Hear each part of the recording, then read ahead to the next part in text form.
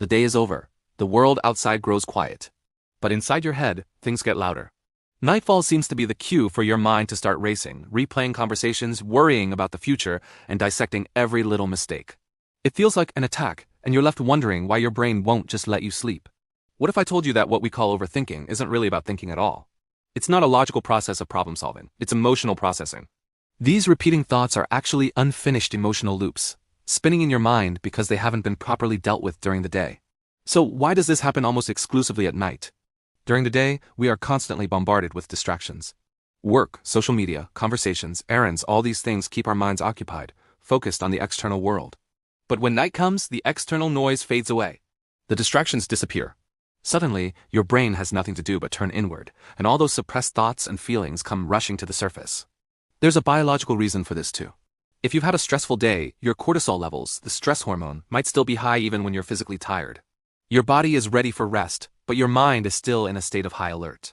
It's a mismatch that keeps your brain in what feels like a safety mode, constantly scanning for threats. This is when the thoughts you've pushed away all day finally demand your attention. The small anxieties, the unresolved conflicts, the worries you told yourself you'd deal with later, they all resurface. Your brain is a bit like a diligent accountant.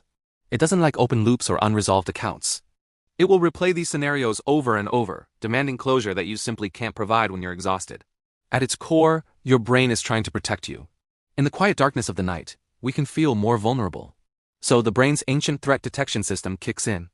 It starts scanning for potential problems, and when it can't find any immediate external dangers, it turns to internal ones. Overthinking becomes a form of false protection. If you worry about every possible outcome, maybe you can control it. This is precisely why you can't just stop overthinking. Telling yourself to stop is like telling yourself not to think of a white bear. The more you resist the thoughts, the more you feed them with your attention, and the stronger they become. Trying to forcefully control your mind only increases the inner struggle and makes the thoughts feel more intense and important. So how do you break the cycle? The key isn't to fight your thoughts, but to acknowledge them without judgment. One of the most effective techniques is mental offloading. Before bed, take a few minutes to write down everything that's on your mind. Get it out of your head and onto paper. This signals to your brain that these thoughts have been captured and can be dealt with tomorrow. Creating a calming bedtime routine also helps. Simple actions like reading a book, listening to soft music, or gentle stretching can signal to your nervous system that it's safe to power down. It's about building a sense of security and predictability that quiets the brain's alarm bells. The goal is not to force the thoughts away, but to become aware of them. Label them as just thoughts, and let them pass like clouds in the sky. Remember, the night doesn't create these anxious thoughts. The silence of the night simply reveals what was already there, hidden beneath the noise of the day. By understanding why your mind does this, you can learn to meet it not with frustration, but with compassion. And in that understanding, you can finally find the quiet you've been looking for. Thanks for watching.